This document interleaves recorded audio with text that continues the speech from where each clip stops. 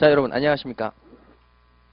예, 자, 여러분들 이제 처음 뵙게 됐는데, 예, 제 이름은 김묘엽이라고 하고요. 여러분들과 8회에 걸쳐서 요약서를 정리하도록 하겠습니다. 올해 요약서는 물권법 쪽을 완전히 좀 많이 정비를 했어요. 그래서 요약서 쪽에서 이제 물권법 쪽이 많이 정비가 돼 있고, 예, 민총은 작년에 많이 정리를 했기 때문에 올해는 좀 크게 바뀐 부분은 없습니다. 자, 그러면 여러분들하고 이제 민법의 첫 번째 시간을 진행할 건데, 여러분, 자, 첫 번째 시간부터 뜨겁게 타오르지 마시고요. 차분차분하게 진행을 합시다. 자, 대신에 여러분들 민법을 제가 이제 어떻게 접근할 거냐면, 여러분 민법에게는 이제 민법은 체계가 있습니다. 그 체계를 통해서 접근을 할 거예요. 체계를 통해서 접근하는 이유는 여러분들 암기를 줄이기 위함입니다. 암기를 여러분 줄이셔야 됩니다. 그래서 시험장에서 여러분 암기가 돼 있어야 되는데, 체계를 통한 접근으로 암기를 가급적 줄여서 여러분들이 바로 즉답을 찾을 수 있는 그러한 형태로 가기 위함이죠. 그러면 민법의 체계는 어떤 게 있느냐? 여러분 법의 체계는 어떻게 있느냐라고 물어봤을 때에는 두 가지가 있습니다. 법의 체계는 연역적인 부분하고, 그 다음에 여러분 그 민법 구조상의 체계가 있습니다. 구조상의 체계. 이 두 가지가 있는데, 우리가 실질적으로 이제 우리 그 감정평가사에서 시험에서 쓰는 부분은 연역적인 부분을 약간 씁니다. 연역적인 부분을 약간 쓰고요. 그 다음에 구조적인 측면인데, 이 구조적인 측면에서 채권편을 상당히 많이 끌고 들어옵니다. 네, 채권편을 통해서 여러분 이제 물권 쪽을 점령하시는 거죠. 그러면 이 연역적인 부분하고 그 다음에 이 구조적인 측면에서 우리가 어떻게 활용하느냐. 자, 이쪽은 물권을 이해하시는데 굉장히 중요한 수단이 되고요. 자, 이쪽도 마찬가지로 여러분 이해하시는 부분이 있는데, 많은 부분을 보지는 않을 거고, 여러분 몇몇 특별법 관련되어 있는 부분 요거 볼 겁니다. 부동산의 등기에 관련되어 있는 부분도 같이 저랑 같이 연역을 통해서 보시게 됩니다. 그래서 요 부분들을 같이 이렇게 연역과 구조의 채권을 통해서 가시게 되고, 그것 말고 민법의 전반적인 체계가 또 하나 더 있습니다. 전반적인 체계. 그래서 이 부분은 저랑 같이 첫 번째 시간에 정리하실 부분이 되는 거죠. 전반적인 체계까지 완전하게 섭렵을 하셔야 됩니다. 그럼 이렇게 하시면은 여러분 크게 문제는 없어요. 단 여러분 제가 항상 말씀드리는 것은 체계입니다. 체계. 그러니까 다른 분들은 판례나 사실관계를 통해서 많은 부분들을 전달해 드리고자 하는데, 사실관계라는 건 암기 외에는 방법이 없어요. 하지만 체계를 통해서는 암기를 줄일 수가 있으니까요. 자, 저랑 같이 지금서부터 민법의 체계에 대해서 공부하시겠습니다. 먼저 첫 번째는 전반적인 체계를 들어가기 전에 여러분 연역적인 체계를 하나 들어가도록 하죠. 연역적인 체계. 자, 연역적인 체계로 들어오셨습니다. 자, 그러면 여기서 우리 공부를 하셔야 될 것이, 자, 부동산의 등기에 대해서 공부 한번 해보도록 하죠. 부동산 등기. 자, 그럼 저는 항상 강의를 할 때 중요시 생각하는 게 있어요. 법이라는 것은 원칙과 예외가 있습니다. 이럴 경우에는 이렇고요, 저럴 경우에는 저래요. 그런 건 없어요. 원칙은 확실하게 정해져 있고 거기에 따른 예외를 얘기하기 때문에. 자, 그럼 먼저 부동산의 등기입니다. 등기라는 것은 원칙적으로 여러분 성립요건입니까? 대항요건입니까? 그럼 예외적으로 여러분 성립요건입니까? 대항요건입니까? 자, 이렇게 들어가는 거죠. 자, 부동산의 등기는 원칙이 성립요건이다, 대항요건이다? 예, 대항요건입니다. 그래서 부동산의 경우에는 대항요건이죠. 부동산은 대항요건입니다. 원칙이. 성립요건은 아닌 겁니다. 성립요건은 예외적인 모습으로서 여러분 이렇게 구조를 가지고 있습니다. 그러면 연역적인 부분에서 이걸 왜 접근해야 되느냐? 자, 보십니다. 먼저 우리나라의 등기 제도가 들어왔을 때 등기가 들어오기 전 단계를 한번 보도록 하죠. 등기가 들어오기 전 단계. 자, 조선시대 한번 보겠습니다. 자, 조선시대에서 여러분 땅을 사고 팔 때에는 등기라는 제도가 있었습니까? 없었습니까? 없었습니다. 그러면 자, 여기 나와 있는 갑이라는 사람이 부동산을 을한테 팔고 싶다. 그러면 갑은 을한테 엽전을 받으면서 동시에 뭐를 넘겨주면 된다? 땅 문서를 넘겨주면 되는 거였죠. 즉 둘이서 계약을 체결해서 너 땅 나한테 팔아라. 그래, 내가 팔게. 너 나한테 돈 줘라. 돈 줄게. 해서 서로 돈 주고 땅을 파는 이 계약만 성립이 되면 소유권이 땅 문서를 갑이 을에게 넘겨주면 소유권이 넘어갔다, 안 넘어갔다? 넘어갔다는 이야기죠. 그러면 자, 여기서 갑과 을이 땅을 사고 파는 방식은 갑이 가지고 있는 지문서를 을에게 파는 방식, 예, 요렇게 됐었습니다. 그런데 여러분 등기라는 제도가 이제 들어오기 시작합니다. 일제시대 때 등기라는 제도가 들어오는데 이 등기는 어떤 용도로 썼다? 대항 요건으로 쓴 겁니다. 대항이 뭐냐? 여러분 그럼 대항이 뭐죠? 제가 이제 수업 중에 얘기합니다. 대항은 일본어인데 우리나라 말로 주장입니다. 자, 갑과 을 사이에서 집문서를 을에게 넘기고 을이 이제 땅의 소유자가 됩니다. 자, 동네에 있는 사람들이 물어봅니다. 이 땅 누가 소유자냐? 그러니까 을이 내 겁니다. 이렇게 얘기하고 싶지요. 자, 내 거라고 주장하고 싶습니다. 주장하려니까 자, 다른 사람한테 내 거요 이렇게 주장해봤자 자, 믿는다 안 믿는다? 안 믿는다는 거죠. 그래서 자, 무슨 기재를 하기 시작했다? 등기부에 기재를 하기 시작했습니다. 그러면 자, 등기부에다가 등기를 딱 하는 순간에 모든 사람들이 와서 을의 부동산이네, 을의 땅이네 라고 볼 수 있으니까 자, 을은 모든 사람한테 뭐 할 수 있다? 자신의 땅임을 주장할 수가 있다. 대항할 수가 있다. 이렇게 되는 거죠. 자, 그래서 여러분 대항 요건이었습니다. 자, 그러면 자, 원칙이 나왔습니다. 대항 요건. 그런데 말이죠. 예외적으로 기존에 이 제도가 자, 이렇게 대항 요건이었던 이 제도가 뭐로 바뀌기 시작했다? 부동산의 등기는 성립 요건으로 바뀌기 시작합니다. 그래서 등기가 성립 요건으로 대항 요건이었는데 자, 이게 성립 요건으로 바뀌기 시작했습니다. 근데 무엇이 성립 요건으로 바뀌었는지를 봐야 되겠죠? 자, 뭐가 바뀌었느냐? 첫 번째 성립 요건으로 바뀐 게 첫 번째 하나만 먼저 봅시다. 부동산의 등기는 성립 요건으로 바뀌었습니다. 그래서 갑이 을에게 땅을 팔 때 옛날에는 을로부터 돈 받고 땅만 넘겨주면 당연히 소유권이 을에게 넘어갔는데 자, 이제 등기 제도가 성립 요건으로 바뀌면서 자, 돈을 받고 땅을 넘겨주고 얘가 뭐까지 해야만 부동산에 대한 소유권을 취득한다? 등기까지 해야만 소유권을 취득한다. 이렇게 바뀐 거죠. 그러면 여러분 여기 나와 있는 이 등기 바로 이렇게 해서 성립 요건으로 바뀌었습니다. 그리고 두 번째 뭐가 있느냐? 법인의 설립 등기입니다. 법인의 설립 등기도 성립 요건입니다. 그래서 법인이라는 것은 자, 법인을 만든다고 해서 내가 만들었어요. 그럼 이게 법인이 되는 게 아니라 등기를 해야만 법인이 드디어 성립되는 겁니다. 이렇게 두 군데 예외 규정을 만들기 시작한 거죠. 그러면 자, 이 예외 규정이 만들어졌으니까 그러면 여기서 우리는 공부를 합니다. 어떻게 공부를 하느냐? 민법을 공부할 때 자, 부동산 등기는 등기를 해야 소유권을 취득한다. 민법에 규정이 있다 없다? 예, 민법에 규정이 있지요.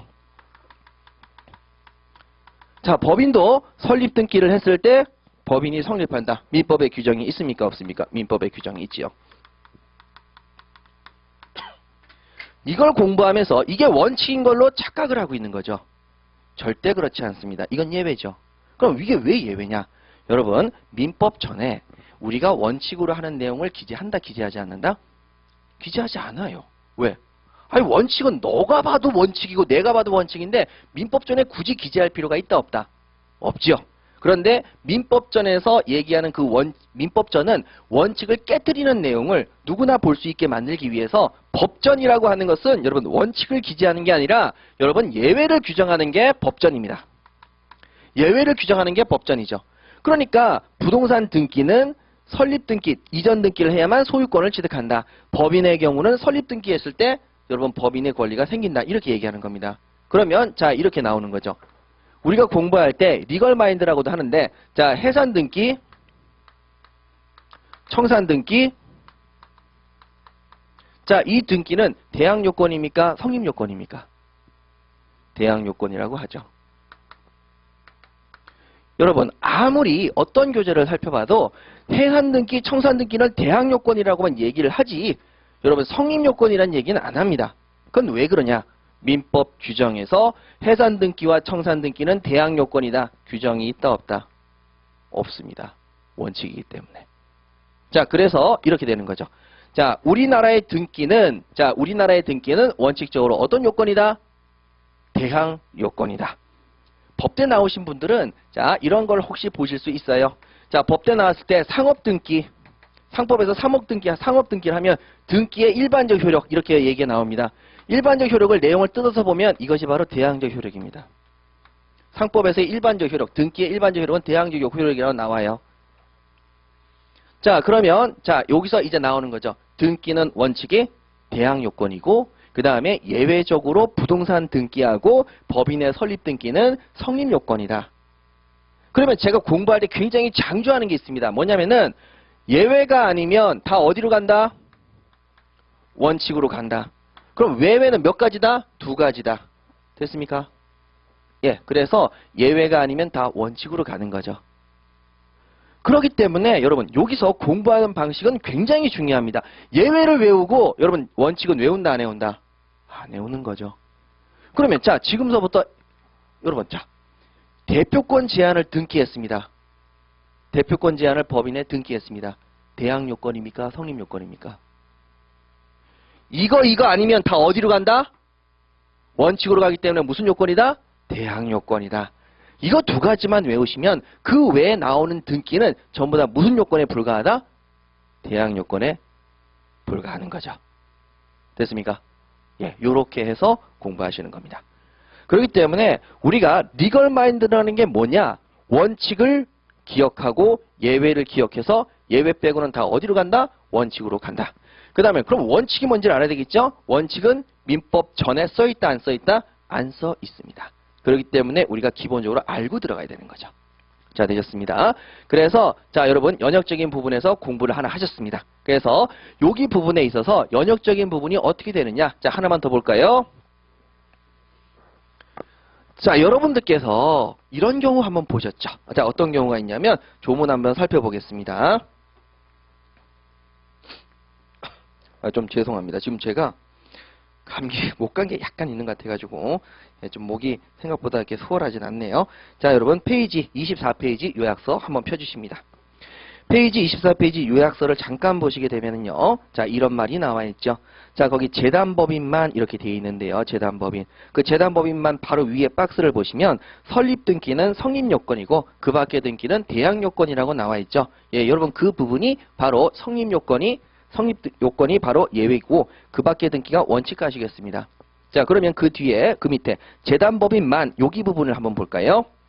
자, 출연재산 귀속 시기 법인이 성립 이렇게 되어 있습니다. 출연재산 귀속 시기 법인이 성립 이렇게 되어 있습니다. 그러면 자, 여기 부분에서 대내적 대외적으로 나누면서 학설의 대립이 있는데 왜 이게 생기느냐? 바로 이것 때문에 생긴 거예요. 자, 뭔지 한번 봅니다. 여러분 옛날에 갑이라고 하는 사람이 을이라는 사람한테 부동산을 넘겼을 때에는 부동산이 성립 요건으로 바뀌기 전에는 대항 요건이었습니다. 그럼 볼까요? 갑이라는 사람이 을이라고 하는 재단법인에 재산을 출연하고 싶다. 그럼 출연의 의사표시를 하고 그리고 난 다음에 승낙을 하면 그리고 집문서, 땅 문서를 을에게 넘겨주면 바로 그 재산은 누구 것이 됐다? 법인께 됐었잖아요. 그치요? 자, 그러니까 이때는 전혀 문제가 없었더란 얘기입니다. 그냥 갑이 을한테 야, 내가 내 부동산 넘겨줄게 이렇게 딱 얘기를 했죠.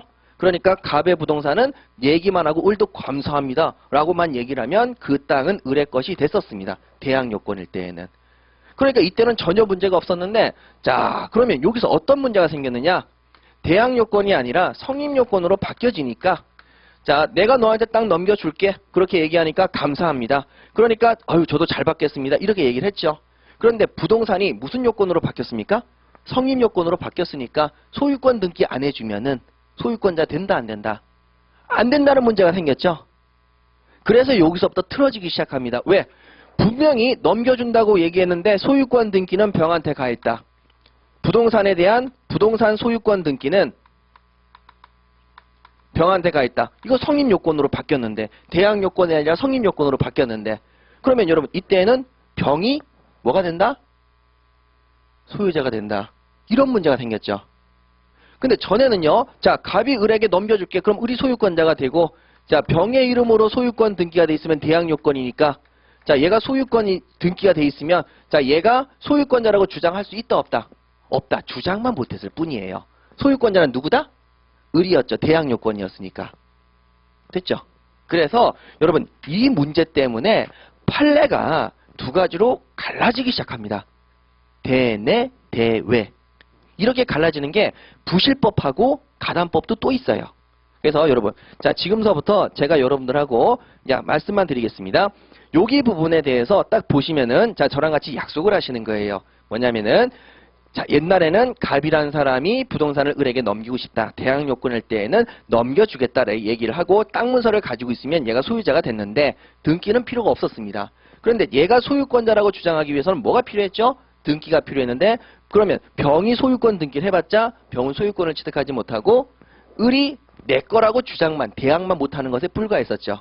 그런데 여러분 성립 요건으로 바뀌면서 병이 부동산의 소유권을 가져갈 때 그때는 이 문제 때문에 뭐로 바뀌었다? 대내, 대외 이렇게 바뀌었습니다. 그래서 내부적으로는 옛날처럼 갑이 을에게 넘겨줬다고 했으니까 을이 소유권자. 하지만 부동산의 등기가 성립 요건으로 바뀌었기 때문에 부동산 등기를 한 대외적으로 누가 소유권자?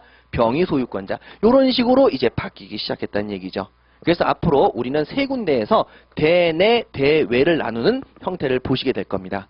그러면 그때에는 그게 왜 생겼다? 바로 이렇게 나누는 형태가 생긴 이유가 기존에 있던 요건이 뭐로 바뀌었기 때문에 성립 요건으로 바뀌었기 때문입니다. 자, 그럼 됐고요. 자, 이렇게 해서 여러분 보시면 되고, 자, 그럼 이제 부동산 말고 동산도 잠깐 볼게요. 동산, 갑이라는 사람이 을한테 책을 팔았습니다. 그러면 자, 책을 팔겠다라고 얘기를 했고 그 다음에 책을 팔았죠.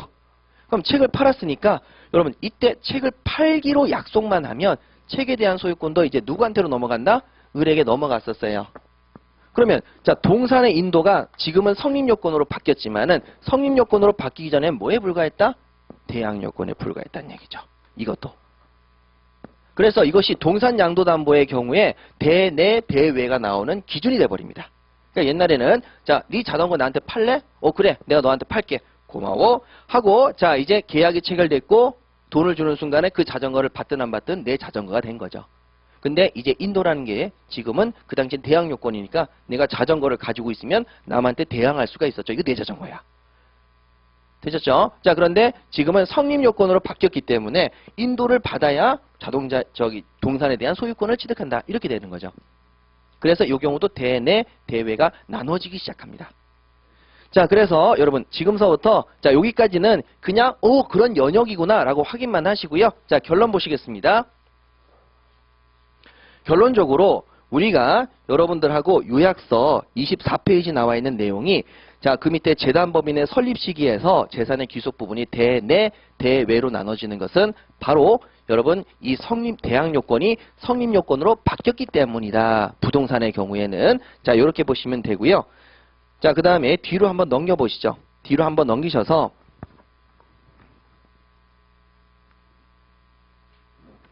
페이지 135페이지 가시게 되면 여러분 135페이지 가시면 명의신탁이 나옵니다. 이 명의신탁은 부동산에 관련되어 있는 부분이거든요. 자, 여기도 여러분 부실법 적용 왼쪽 전에 종래 판례 이론 보시게 되면 대내적 신탁적 소유, 대외적 수탁자 소유 해가지고 대내, 대외가 나눠집니다. 이렇게 나눠지고 한 군데 더 동산과 관련되어 있는 부분이 한 군데 더 있습니다. 어딜 보시냐면 여러분 176페이지 가십니다. 176페이지 가시게 되면은 여러분 신탁적 소유권 이전설이 나와 있죠. 그래서 여러분 거기 나와 있는 내용이 175페이지 가시게 되면 서설 해가지고 법적 성격으로 나와 있습니다. 거기도 대내, 대외 이렇게 나눠져 있죠. 페이지 175페이지 맨 위에 있습니다. 그러면 자, 여러분 여기서 우리가 기억하셔야 될 것은 왜 판례가 대내, 대외로 나눠지느냐? 간단합니다. 기존의 대항 요건을 뭐로 바꿨기 때문에 성립 요건으로 바꿨기 때문에 생기는 현상들이다. 그것이 부동산이든 동산이든 똑같다. 아시겠죠? 자, 그래서 지금서부터 우리가 공부하셔야 될 것은 부동산에 관련되어 있는 종래 판례 이론이 나온다. 동산에 관련되어 있는 종래 판례 이론이 나온다. 항상 대내, 대외 나눈다, 안 나눈다? 나눈다. 이것만 하시면 됩니다. 그럼 연역을 전부 다 공부해서 이게 시험에 나오느냐? 이거는 나오겠죠. 부동산 등기는 무슨 요건? 성립 요건이고 그 다음에 법인의 설립 등기도 성립 요건이다. 이거 나옵니다. 그럼 나머지는 전부 다 무슨 요건이다? 대항 요건이다. 되셨죠? 자, 그 다음에 여러분 기존의 종래 판례 이론은 이제부터 대내, 대외로 나눠진다, 안 나눠진다? 나누어진다. 되셨죠? 자, 이런 식으로 해서 가장 큰 체계의 테두리를 하나 잡으신 겁니다. 그러니까 이게 시험에 나오기 때문에 체계를 잡는 것도 있지만 시험에 안 나오지만 여러분 기본적으로 민법의 이해도를 높이고 암기를 줄이기 위해서 여러분 어쩔 수 없이 체계를 잡는 경우가 있죠. 그러니까 그러니까 이렇게 피 터지게 설명해 놓고 결론적으로 두 가지만 알면 된다는 얘기죠. 예, 그런 거.